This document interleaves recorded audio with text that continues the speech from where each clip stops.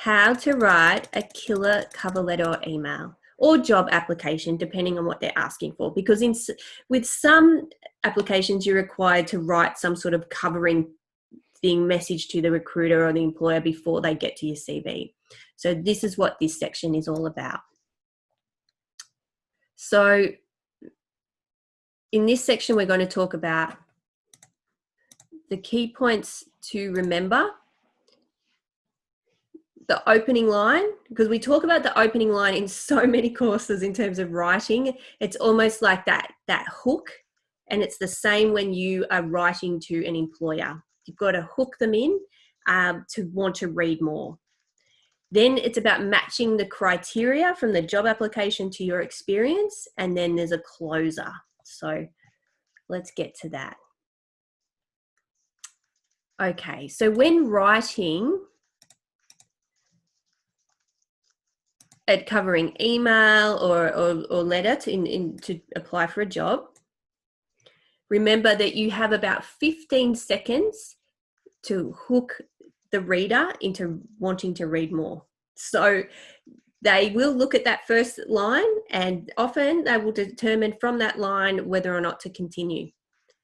The first thing that will put them off are errors in spelling and punctuation. It's that quick.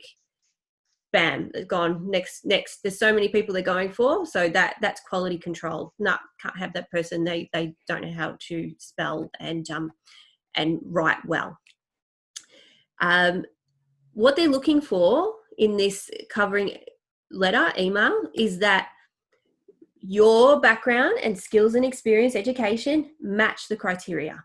So this is often the first hurdle that you need to jump to get to them even looking at your CV. So your job to make them actually, to pass this hurdle, is to join the dots for them. So make it really easy to see that you are a match for what they want.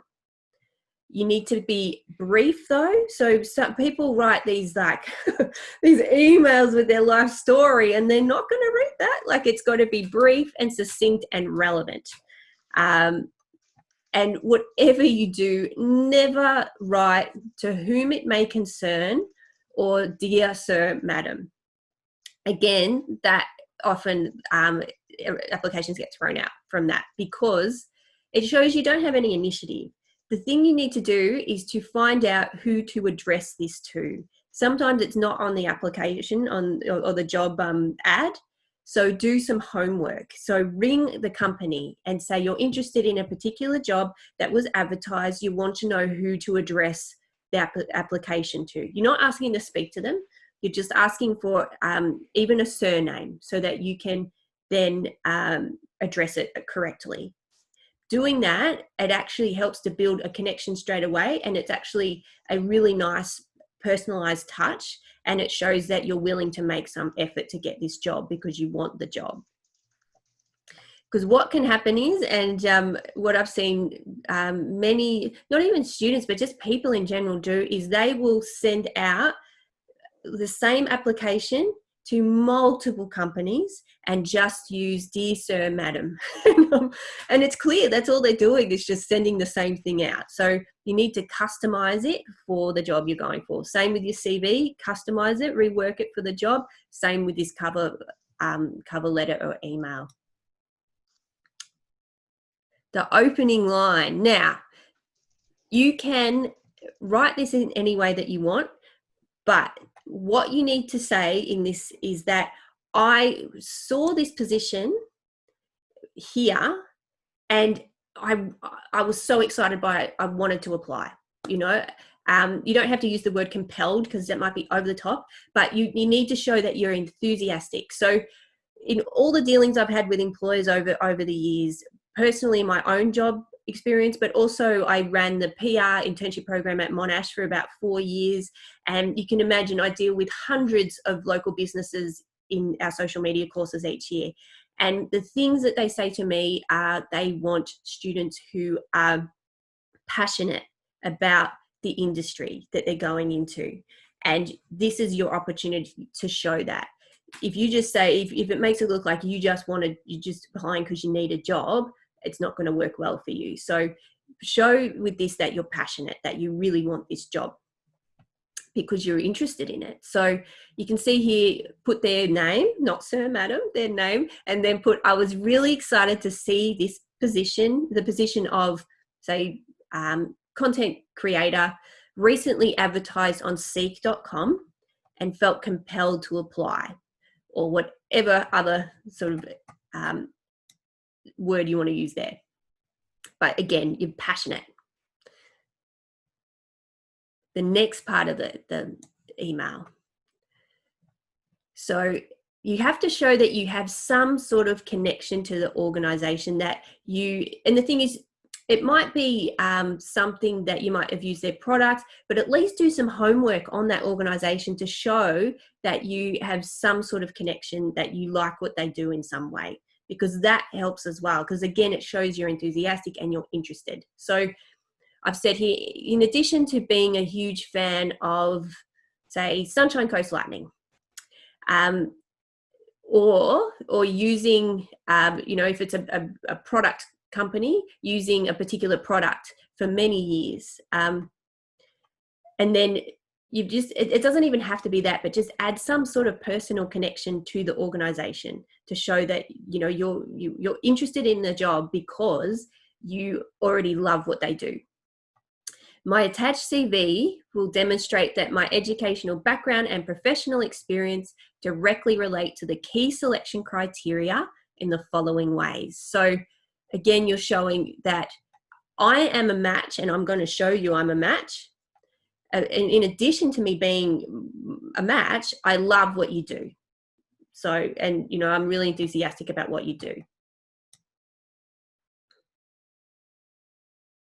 Now, in the next section, this is where you look at you get the key selection criteria from the job ad.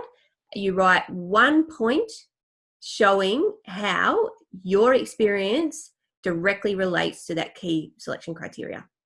And it can, like, as I said before, the example of 2 years work experience, you may not have that. So rather than saying, I don't have that, you say, I have worked with the following clients.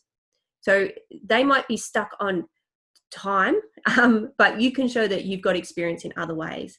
There was a study that was done that showed that, so with the key selection criteria, often it is a wish list, right? Often it's a wish list, and the employers are usually willing to sort of forego a couple of things. So it's really how you respond to that. So if you don't have everything, it doesn't mean you can't apply for the job, except, if it's something like brain surgery and you can't do that, don't do that. But if it's something, something sort of minor, you can still go for it. And there was a study that was done that showed that men will apply for a job when they only have about 60% experience with 60% of the criteria of that job. How, like, if we flip it towards women, what do you think, how much of the criteria do you think women feel they need to have before they can apply for a job? 40%. 100%. 100%. So women will not apply, in the research showed, women will not apply for a job unless they feel like they have everything on that list. Whereas men will apply for a job if they've only got about 60%. So when you see the key selection criteria and you're like, I haven't got everything, don't let it stop you from applying. There are ways around it. And and as I said, if it's a life or death situation, don't apply for that. But if it's something like content creation, you can definitely still apply. So here's an example of that. When one of the jobs I went for was, and I got, it was as the web and communications coordinator at the TV show Neighbours. Now, the job was advertised on seek.com, and it said I needed to have experience with Dreamweaver, which was a website design program from Adobe. And I'm like, oh, so before the interview, I downloaded a trial version and just had to play with it. So then I then had some experience. So I didn't say I was an expert in it, but that was one of the key selection criteria. And I said, I'm familiar with it, but I could learn more, but I have some experience with Dreamweaver. So I wasn't lying at all. And then once I got the job, then I built my skills on that more because I needed to.